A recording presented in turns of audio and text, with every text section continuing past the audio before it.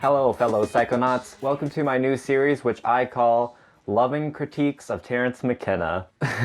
We'll see how this ship sails. This is episode 1, so I would like to introduce my relationship to Terence McKenna a little bit before I get into the criticism at hand. I've been highly influenced by Terence McKenna. I love the guy very much. He has so many great ideas, and there was a time in my life where I agreed with literally everything that he said. Bit by bit over the years, I've seen more and more flaws in his thinking, and I want to start being a little bit more critical of the influencers that we are influenced by. So the first item of McKennian thought that I would like to critique is his opinions on ideology. In a nutshell, Terence argues that it's not that some ideologies are bad and some ideologies are good, and we need to find the good ideologies over the bad ideologies, but rather all ideologies are bad, and that ideology should be avoided. So one major flaw right off the hop when it comes to this philosophy is that he doesn't clearly define ideology. Over the years since the word's inception, it can mean quite a few different things, and my personal definition differs with other people's definitions and what I think Terence is getting at. I don't think Terence is talking about the study of ideas here. A system of ideas and ideals, especially one which forms the basis of economic or political theory and policy. And this is the definition that I think Terence is getting at. Ideology isn't just the perspective or the interpretation of reality, but also seeks to change and develop our relationship to reality and our circumstance. So here comes my hot take, and that is that you can't actually be without ideology. Terence is coming off as saying that we should not have ideology or avoid having any ideology, but I feel like this is an impossible task. His lecture, Taxonomy of Illusion, which is one of his lectures where he talks about his anti-ideological views, he also criticizes Buddhism. In his words, the illusion of Buddhism is that illusion can be transcended. And I feel like that very critique that he gave of Buddhism can and should be applied to his critique of ideology. It's not that you can transcend our circumstances and just be absent of ideology. Because this is the ironic thing, folks.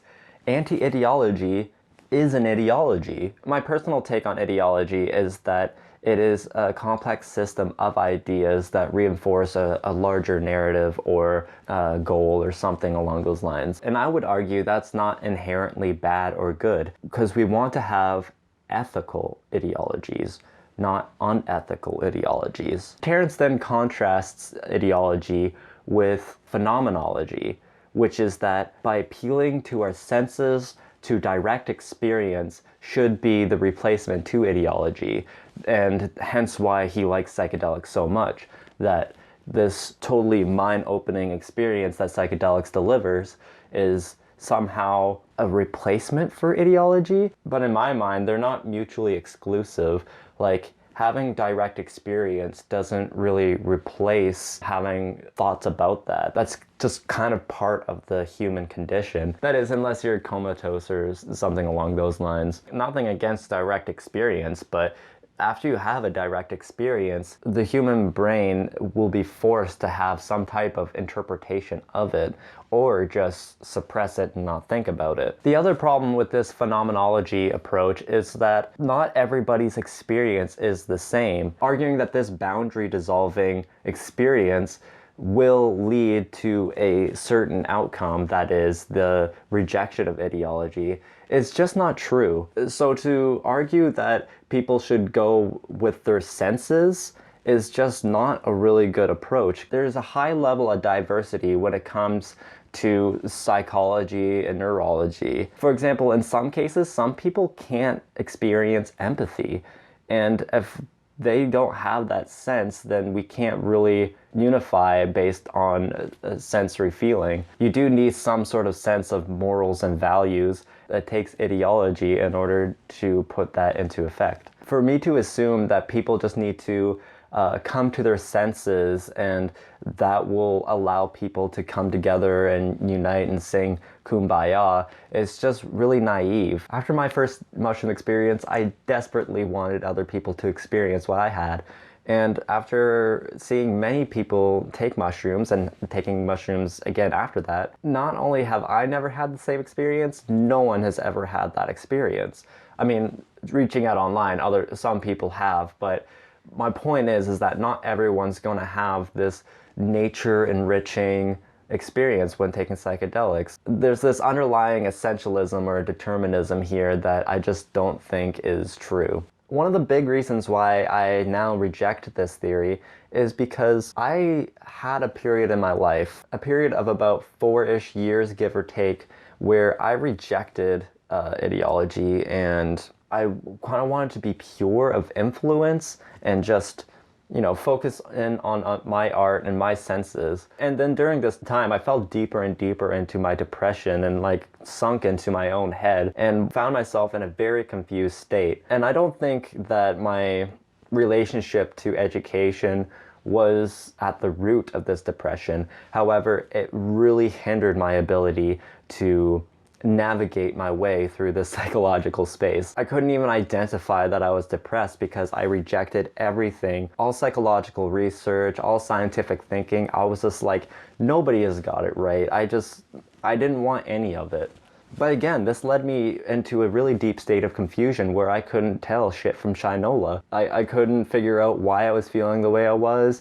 I couldn't figure out what I wanted. I was hoarding all of these beliefs that were going unchecked. That was all just being swept under the rug because I wasn't given the tools to analyze myself or my situation. And it wasn't until I started going to college and university that my mind just really expanded out from my narrow confines of having that direct experience with psychedelics and focusing on my own psychology and my art. If he is specifically arguing against political ideology, then I still have problems with that. Because this kind of implies that if everyone were to adapt this anti-ideology, then people can unite and organize in ways that make sense to small local tribes or whatever. But this really underestimates the severity of our dilemma and mischaracterizes the nature of our oppression. No oppressed person in history has ever gained freedom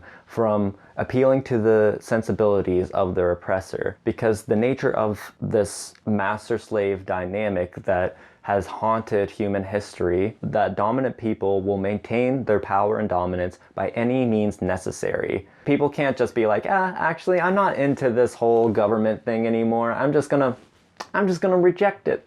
I'm not here for it. We're gonna make our own commune. Thank you very much. Yeah, it's really not that simple. This very serious circumstance that we're in requires much higher amounts of organization if we're gonna be able to save the planet from the climate crisis that we're hurtling toward. The effects of rejecting ideology creates two kind of toxic behaviors that I've noticed. One, it creates a sense of superiority.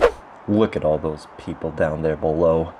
The sheeple, believing in things, having political ideologies. What a bunch of dogmatic losers. Unlike me, who believes in nothing. Yeah. And two, it creates major blind spots in people's thinking where you can just sweep your ideas and your reasoning underneath the rug and not really understand that you actually do have an ideology and how they're affecting your behavior. What I ultimately argue is that I agree with Terence's sentiment that ideology can be absolutely dangerous and it can be dogmatic. But Terence is arguing that ideology is inherently dogmatic and can only be a dogma, which is just completely untrue. I do advocate that we should be constantly critical of our ideologies, and we should always be seeking where we need to grow and where we can fluctuate. But then there are other spots in our ideology where we have to firmly stand our ground and say, no, this is the truth. See, I have an ideology that food and shelter are innate human rights, and I really don't think that ideology is bad.